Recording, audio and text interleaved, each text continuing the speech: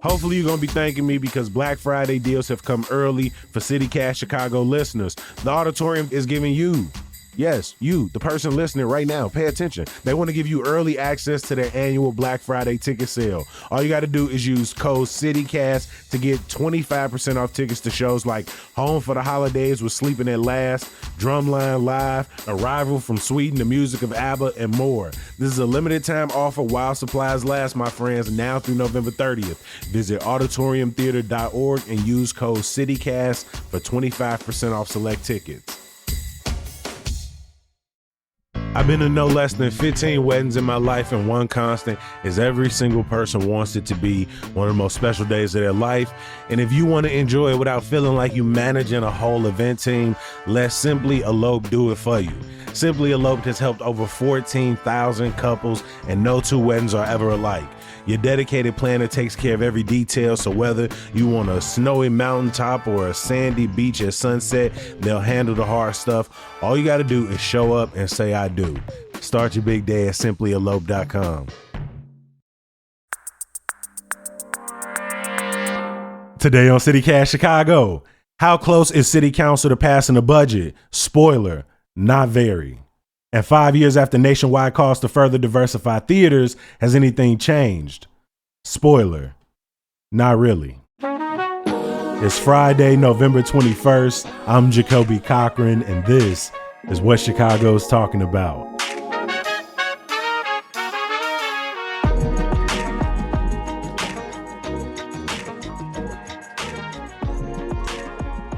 Today's holiday guide is from our friends at the Joffrey Ballet, presenting Tony Award-winning Christopher Wheeldon's kaleidoscopic reimagining of the Nutcracker, December 5th through the 28th at Lyric Opera House.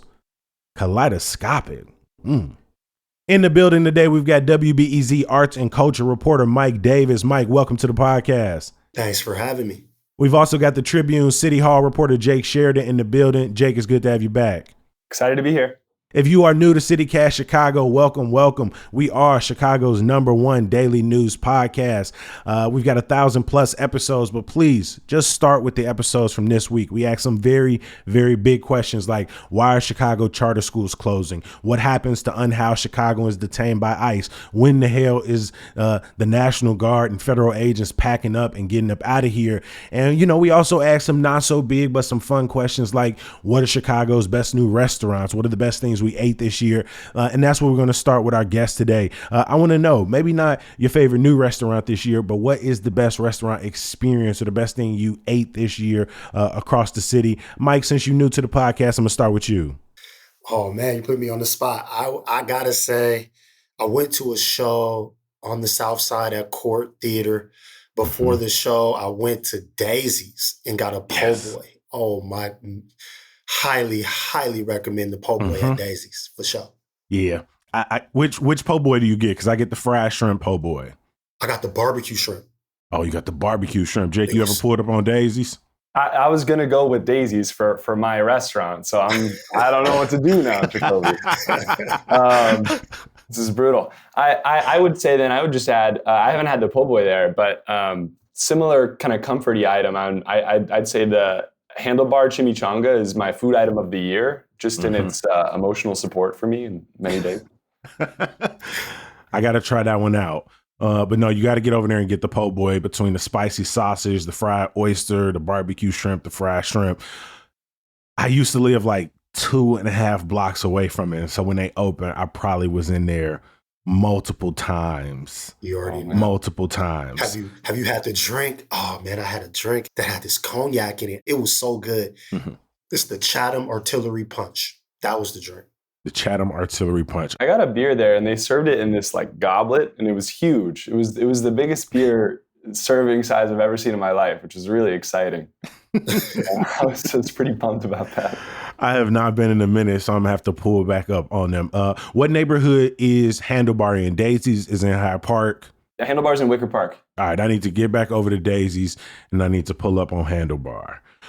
Let's get into the stories from the week, y'all. The biggest task left on the city council and the mayor's agenda before the end of the year is passing a balanced city budget. Mayor Johnson was hoping to get his revamped proposal through the city's powerful finance committee this week, but as we covered on Tuesday, that did not, necessarily go as planned. Arguably, the biggest hurdle remains the mayor's goal to bring back Chicago's corporate head tax. In the latest version, it's a $21 monthly fee per employee for corporations with over 200 employees.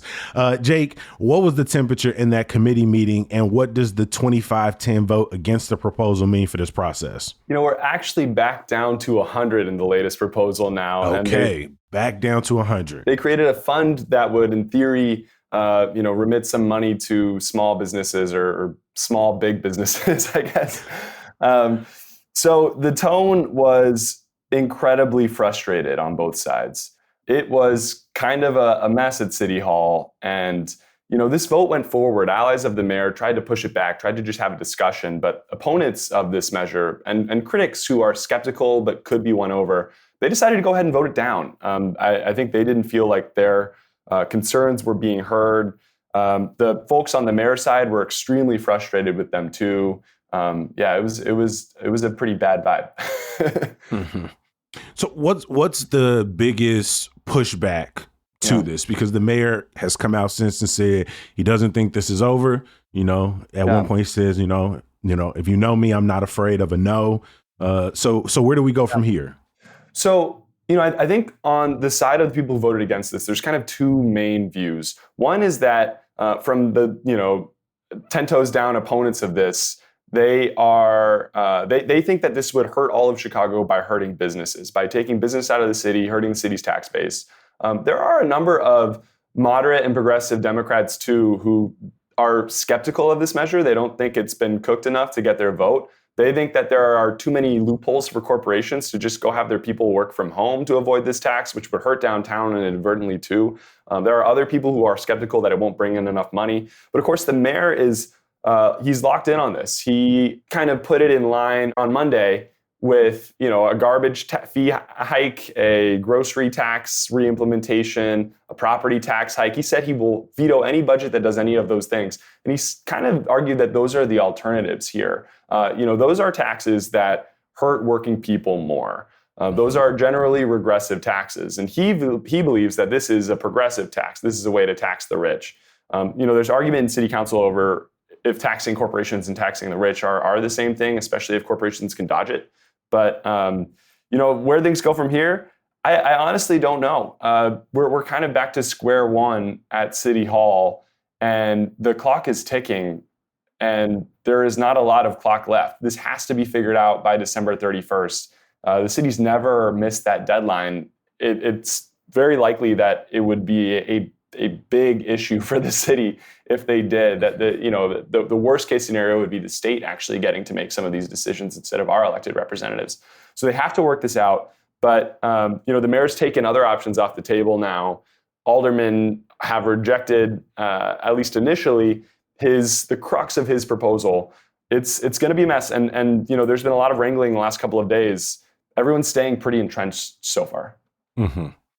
Funny enough, you were on the podcast a year ago, like this week, and we were having a very similar conversation because alders at the time had voted down the 300 million, which became 150. It kept going down the property tax proposal and last year's budget. And we were having the same conversation that we got to get this done by the end of the year. And they ultimately figured something out. Are they closer on things this time around than last year, or is it as contentious and as fractured as it was a year ago? I think they're in a worse spot. God, I didn't expect that. Yeah, there are fewer options this time.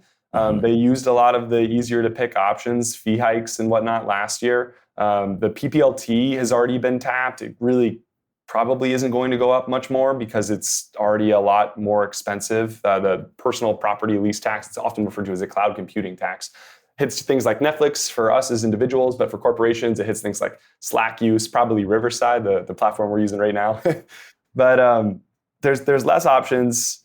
They're more entrenched. They're further behind too. I mean, I wonder to what extent everyone having to run in and out of City Hall because federal agents were in their neighborhoods slowed things down. I think that did play a role in at least like delaying the point at which a vote like this happened, where people sort of emphatically said, no, we disagree, and everyone has to go back to the drawing board. Things are really far behind. And now, we're basically into December because people are not going to work during Thanksgiving for the most part. And, we're going to get to December 1st, December 2nd without a really many clear solutions, many clear ideas on what to do here. Mike, what do you think it says 2 years into these budget proposals, the mayor having once again had the city council push back even before we got to a final vote, this budget, especially when you have alders who are in these working groups, who are helping put this proposal together, when you have allies on the finance committee who are once again saying we can't vote for this. What do you think that says about the mayor's relationships in city council? What are we, 2+ years in? I think it's maybe even a little bigger than that. I think there's a lot of push and pulls between, are we going to tax corporations or are we going to tax the people, right? Jake said it best, like, are we going to progressive taxes versus regressive taxes? Like, sometimes we get in our own bubble when we think that this is our city thing and an our mayor thing, but really this is a thing nationwide because we are all in such a tight spot. I think what I'm curious about is what happens if we get to December 31st, a decision hasn't been made and it has to go to the state. I mean, that to me is scary because we are here in the city and we want our electeds, the people that we voted for, to be able to make these decisions. So it's just a tough spot.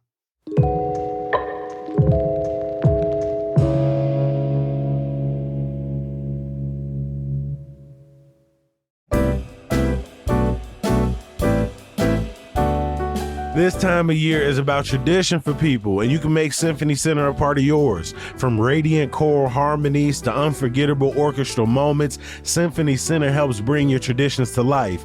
You can experience the pure magic of Chanticleer's holiday concert, spanning ethereal chant to spirited gospel, or partake in familiar carols and festive favorites at Merry Merry Chicago, Symphony Center's annual holiday extravaganza, and revel in the timeless artistry of the Chicago Symphony Orchestra with performances that capture the wonder of the season. Discover the joy in every note, find your perfect holiday program, and get your tickets today at cso.org/holidays.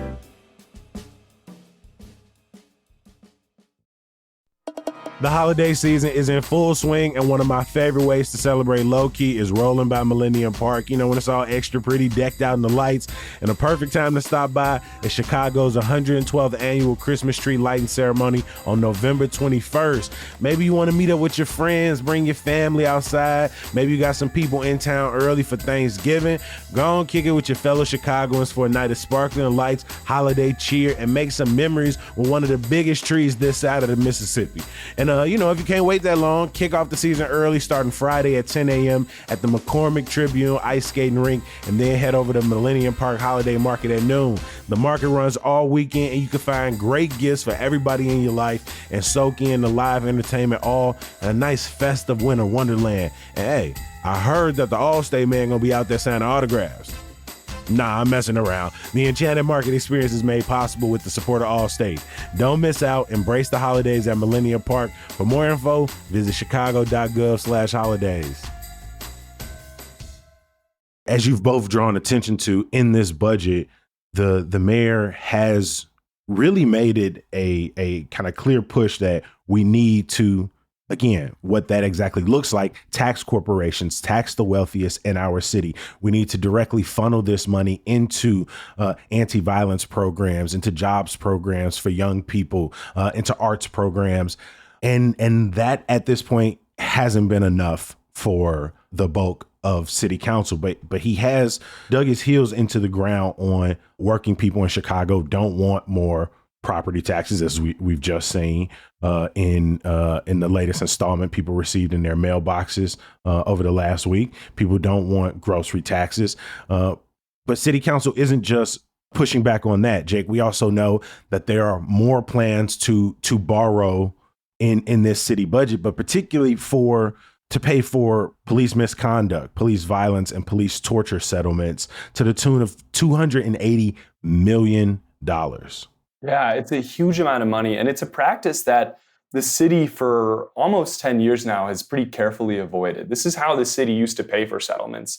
And in the past, those settlements were a fraction of what they are now. This year, we have seen records be totally smashed in what the city will eventually pay for settlements, for court verdicts. There's a global settlement now, a whole new concept. When you add all of that up, it's like $400 or $500 million that have gone out through the city council or in courts this year for police misconduct. And, I guess the first thing that we should think when we see all this is, wow, that is a terrible hand for the mayor. It's a shame for our city. It's a massive challenge. And unfortunately, it's the city's responsibility to deal with it now. We owe these people money, and there's no way around that. But, so the mayor's proposing that $283 million be borrowed to pay off these settlements. He's definitely referring to, in part, the Ronald Watts global settlement. So that was like almost 200 cases, $90 million, first of its kind deal that really brought down costs pretty significantly on legal fees and on the settlements themselves for this disgraced cop who was framing, dozens and dozens of people, according to the feds. But, there's still $200 million more there, and it's unclear what the city wants to spend it on. I've tried to figure this out. They've told me that it will go towards 2025 and 2026 settlements. That's really all they would say. There's a good chance it does sort of one of two things. It could pay for the general settlements that we've already overspent super dramatically on, or it could pay for another global settlement for Reynaldo Guevara. He was a detective at CPD who, the total amount of money for his cases will be much larger than the Watts cases eventually. There are around 40 cases pending that involve him. So far, similar cases involving him have paid out about $10 million a pop with legal fees on top of that. It will be a massive amount of money. And I've been told that they are working on a global settlement by some aldermen for Guevara. But if it's not just Guevara, it's a really questionable budgetary move to borrow for this sort of spending, because this sort of spending happens every year. It's one of the most disappointing parts of Chicago government, how much money we have to spend on police misconduct. But it is something that we have to do. These are things that happened in the past. We can't change them. We have to deal with it financially. We have to deal with it in court. And when you borrow to pay what's called operational costs, right? Costs that happen every year, you are creating a huge amount of debt that you have to then service year over year over year. And the interest adds up and you find yourself in a huge hole. It is like budget 101 that you don't borrow for operational costs. So some aldermen who I've talked with about this are really worried that they are borrowing in a way that's operational here, in a way that's would be, if it is operational, probably super irresponsible with this amount of money. Beyond the fact that the city has paid out over $1 billion, and that's just between 2008 and 2024. Yeah.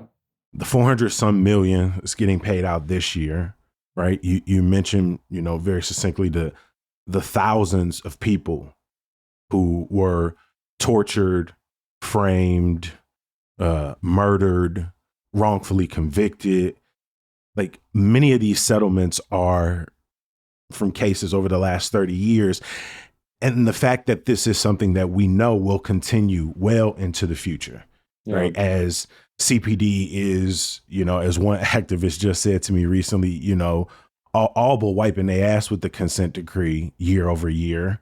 There are reports out this week that they're pulling their gun out on people in record numbers, that assaults and harassments aren't trending down.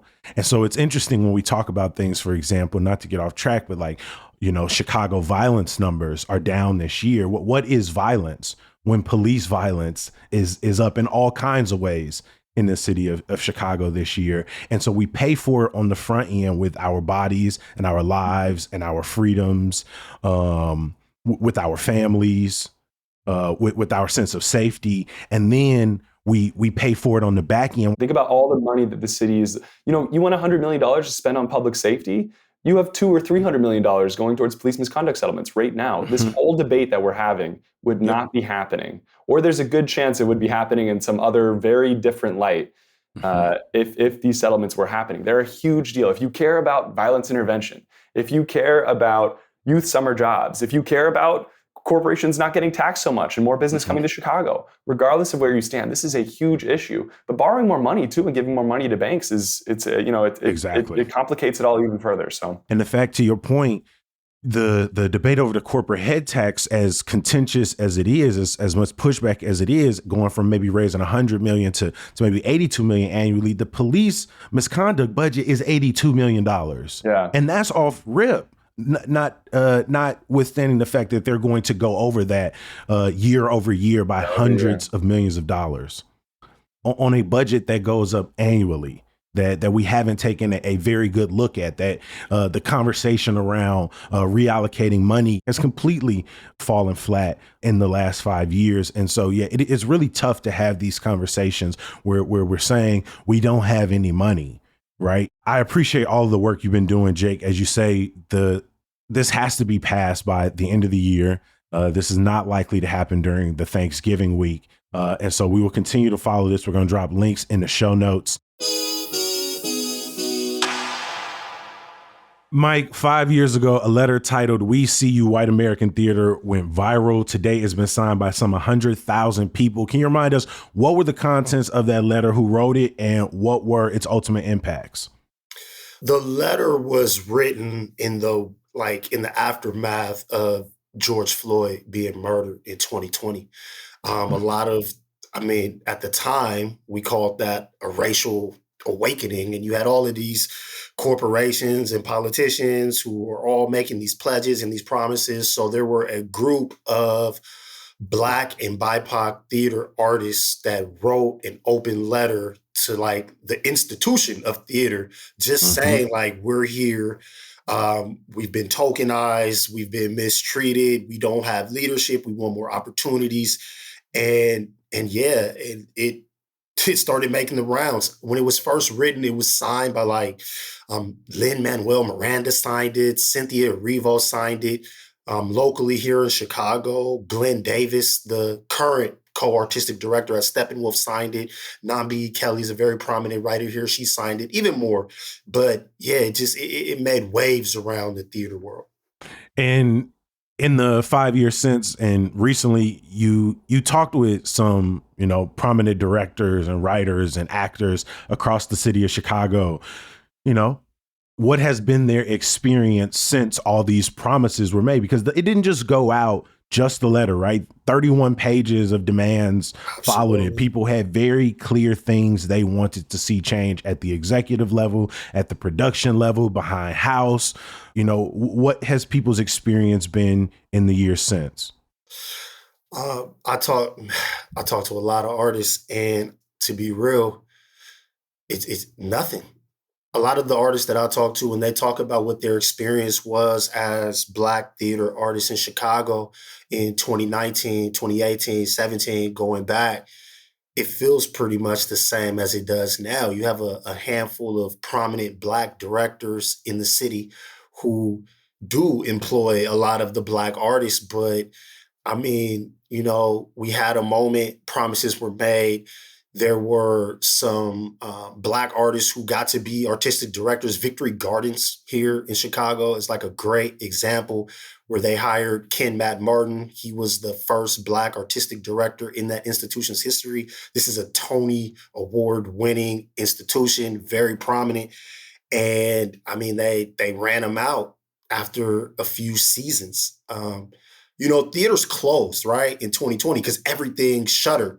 So in 2021, late, and then into 2022, when they were starting to reopen, you still couldn't really get audiences to come in because people were still afraid of COVID. So in those days, when you had some of these Black and BIPOC artists getting a chance to run theaters, this was the hardest time possible to run a theater because you didn't have any audiences.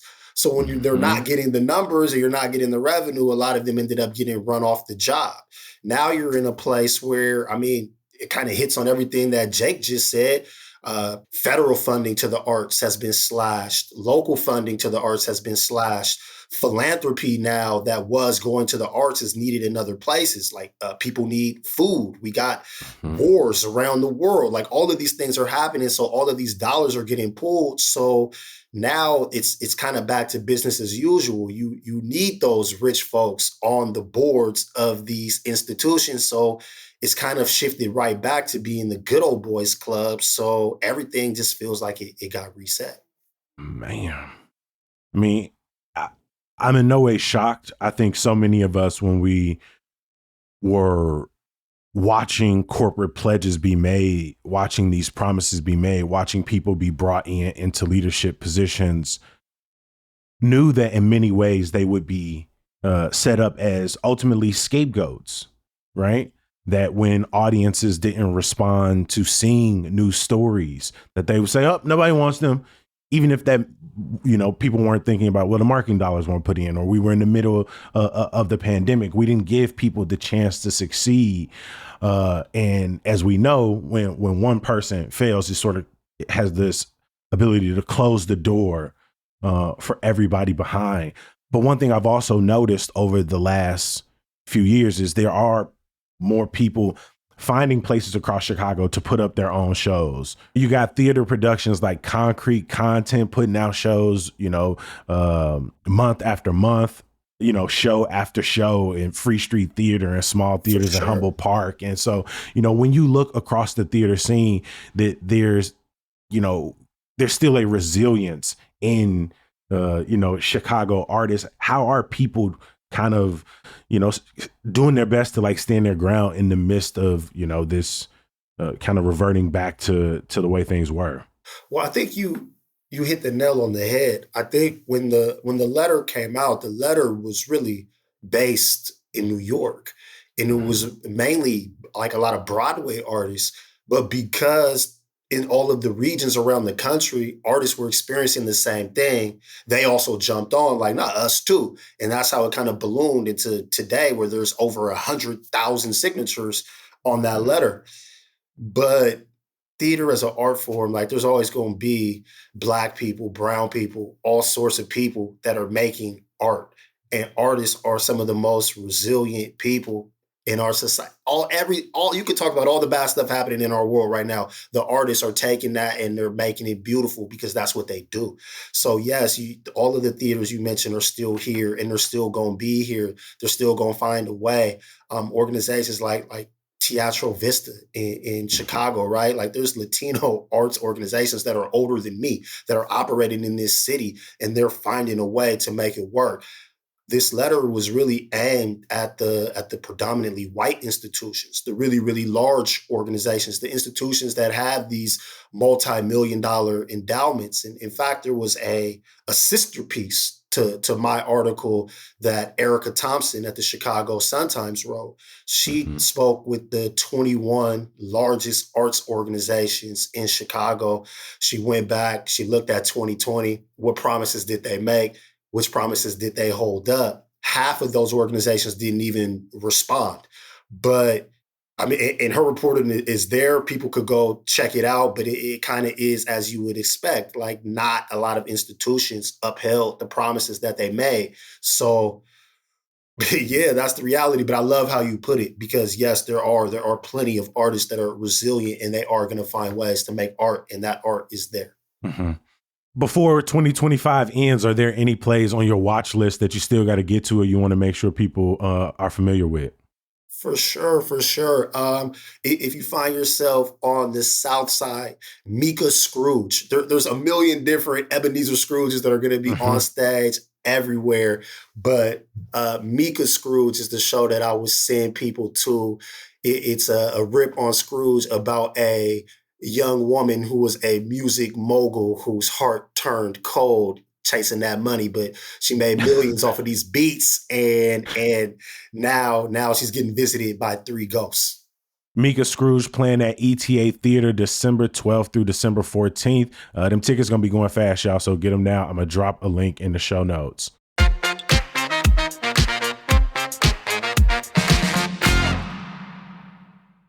You already know what time of year it is. Toy soldiers, sugar plums, and a rat king.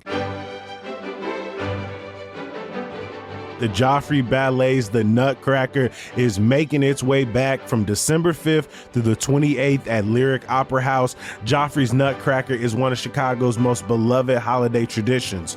Join Marie and her Nutcracker prince on a fantastical adventure in Tony Award-winning Christopher Wheeldon's kaleidoscope reimagining set amidst the spectacle of the 1893 Chicago World's Fair. Marie awakes one Christmas Eve to be swept away by a flurry of snowflakes to the dreamlike fairgrounds of the world's Columbian Exposition, and she embarks on a magical adventure you'll never forget. Seriously, the Trib calls it unforgettable. Tickets for the Nutcracker are on sale now at joffrey.org.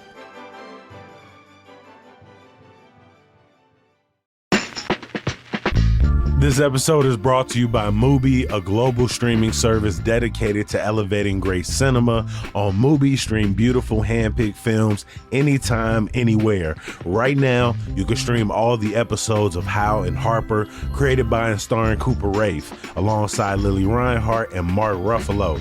It's a funny, heartfelt, and sometimes heartbreaking look at the bond between siblings and how growing up together can shape who we become.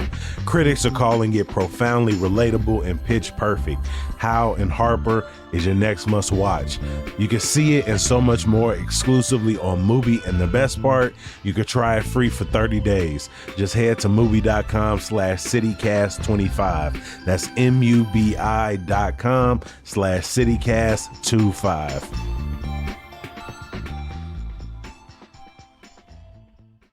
Every single episode of CityCast Chicago ends the same way, and that's with some good news. Jake, what's your good news for us today? I got some options, which is good because I feel like we've had a lot of bad news. Tonight I got tickets to go see Fred again, one of my favorite DJs. Excited about that. My sister turned 30 last week, but my number one thing, Reform for Illinois honored two of my favorite people in this work, Craig Dellimore and Ray Long, on Wednesday night. And it's just so special to see some of those folks whose careers are ending end in journalism in such like a gratifying and respectful way that honors them as they should be honored. You know, in this business, like I've seen friends get laid off already. I'm pretty young, and like I expect that to happen to me or my friends again. And it's really so wonderful to see a career happen and end with fireworks and appreciation and hugs and trophies and whatnot. These guys are both just such wonderful people. They're two of the nicest people I've met, really, and they're so generous to younger reporters. So and they've both done incredible work. So it's just really awesome to see that. Yeah, I've gotten to sit with both of them between Reset and Chicago Tonight, and like you said, class acts through and through. For sure. Jake, I appreciate all your good news for us today. Mike, over to you. What you got for us? Good news. Tonight, I'm about to go see Sister Act at Drury Lane. I love the movie, so I'm very curious to see what they did, flipping it into a musical. So that should be some feel good. But also, man, on a serious tip, I'm for real happy to see that Snap is coming back. I mean, we're heading into the holidays. It was looking like scary times. I never want to hit this time of year and know that there will be so many people that didn't have access to food. So there's a lot of fuzzy details in there, but Snap is back. People should be able to eat. So I just want to celebrate that. 100%. Sister Act is playing at Drury Lane through January 11th. I'll drop a link for you. And even as benefits are back, we know that there are still tons of restaurants around Chicago who are providing access to free and discounted meals this season. Continue to give to your local mutual aid networks. We've promoted so many over the last few weeks who still need resources, because even as these benefits are back this month, we know coming up over the next few months as restrictions get more and more cruel, let's call it what it is, there are thousands of people who are vulnerable to losing access to their benefits, and we all we got. And so we will continue to provide those resources as they come. Make sure you subscribe to our daily newsletter, Hey Chicago, where oftentimes we're dropping links to those pages. I appreciate both of my guests for being here. I am going to close out our good news, and I got some options as well. First, please head over to our website and check out our events calendar. I really think this is the weekend where sort of the Chicago holiday season kind of kicks into full swing, not only because you got the tree lighting popping off, but a lot of handmade and autumn markets are popping up, from the Handmade Artisan Bazaar at the Promontory in Hyde Park, which is closing at the end of the year. And so they've only got a few more events, a few more day parties for people to check out.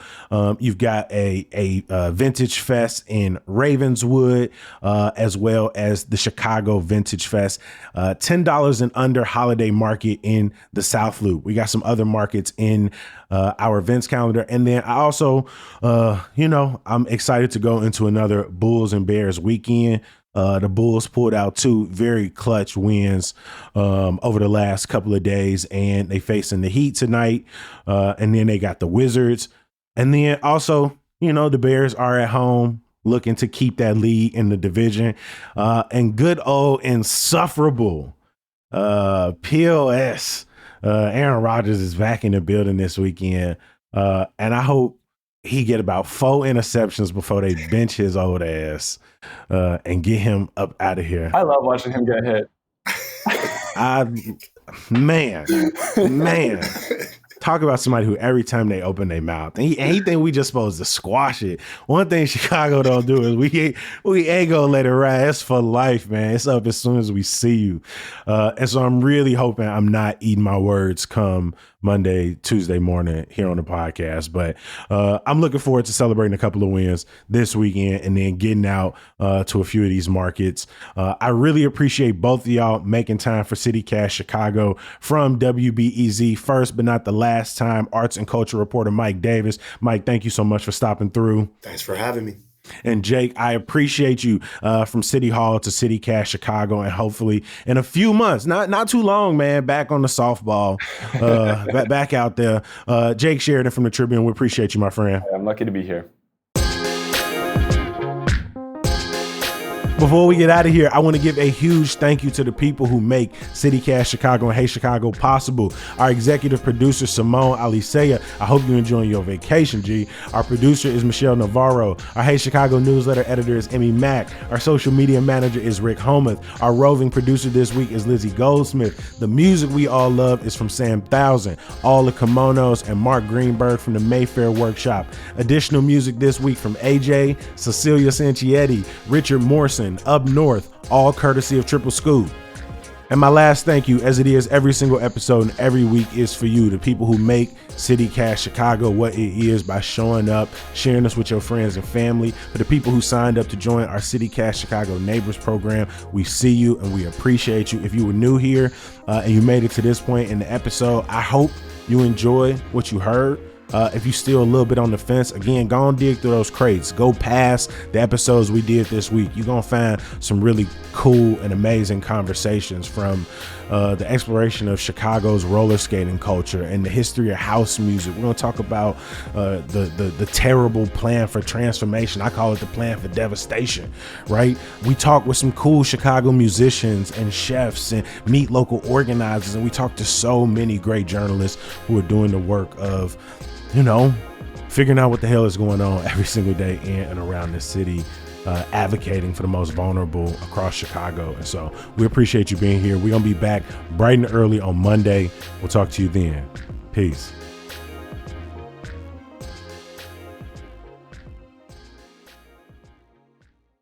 Guess what? CityCast has some news.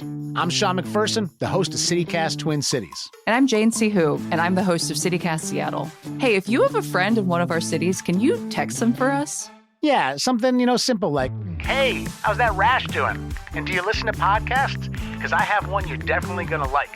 After that, tell them that CityCast has helped you become more informed, more involved, and more connected to your amazing city. We're going to help that person you know in Seattle who's been trying to make friends. And we're also going to do that for that guy you only kind of knew in college who moved back to the Twin Cities after graduation. Don't we all have that guy? Yeah, and usually that guy is named Todd. So did you text them yet? Jane, let's just wait a minute. We don't want to rush anybody. We'll do a little small talk. How's everything going in Seattle? Beautiful, beautiful. Fall leaves popping. How about Twin Cities? Today, beautiful and sunshiny in St. Paul.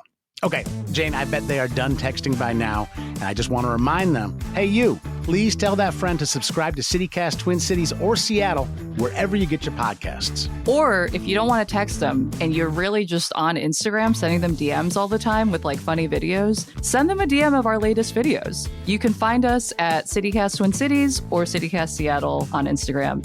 Thanks.